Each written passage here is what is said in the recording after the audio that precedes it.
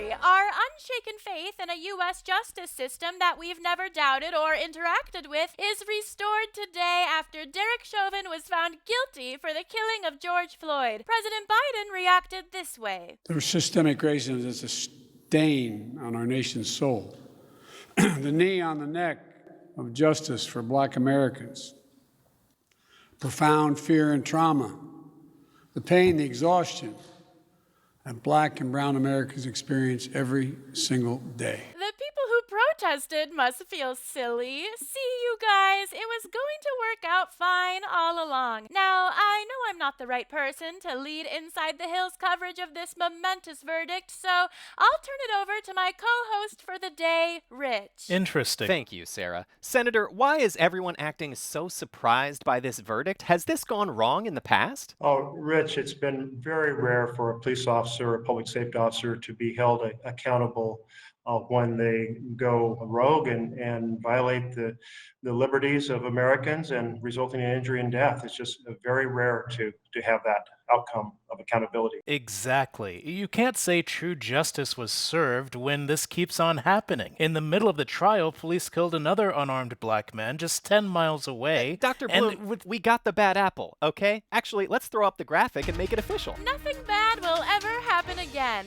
and if it does, I'm sure there'll be a teenager with an iPhone around to film it. Now, before we move on, I just want to stand by my meme reading guilty without dispute, so please don't loot. I think it perfectly captured this moment. Moving on, while it's tempting to conclude this verdict shows racism has been completely cured, some members of the right are hinting that they're not done being racist yet. No politician or media figure has the right to intimidate a jury. I am glad that he is guilty of all charges because I want a verdict that keeps this country from going up in flames. But do not think for a nanosecond that the left-wing media and the activists who went on and on today about George Floyd, for them, he was just a stepping stone to tearing down America. If the left really wanted to tear down America, their chosen method wouldn't have been the hardest thing possible, convicting a white Minnesota cop for killing a Black man. Yeah, a computer virus would have been much easier. Ooh, yeah. Now, Senator, Fox News hosts are expressing some real fear here. As an olive branch to the right, will you condemn the looting that didn't happen in the wake of the verdict?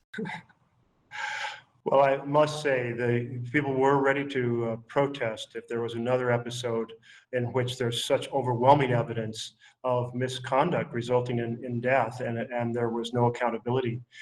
So I think there is a sigh of relief, but we all realize that this is just one small step in a process of trying to take on a lot of injustice in our justice system. This jury was intimidated by a violent mob. Did you see them outside the courthouse? Some of those Black Lives Matter signs looked pretty sharp. You know, assembly itself is menacing. If I see a group of elementary school children assembling, I assume it's to tip over my Land Rover. I've never driven outside bumper-to-bumper Manhattan traffic. You know, one could argue that Rosa Parks intimidated that bus driver by refusing to leave her seat. Of course, that hypothetical one would be a paranoid, racist moron. Interesting. Now, Senator, you're championing an alternative, new age approach to solving America's problems in which you focus on the actual underlying root causes of them. Exotic. You're the lead Senate sponsor of the For the People Act of 2021, which aims to expand Americans' access to the ballot box, reduce the influence of big money in politics, strengthen ethics rules for public servants, and implement other anti-corruption measures for the purpose of fortifying our democracy. Senator, I'm usually game to hear about people's kinks, but this voting rights fetish is a little much for me. Well, I can tell you that the ballot box, it's the pulsating heart of a republic. I'm listening. If the vision is that power comes from the people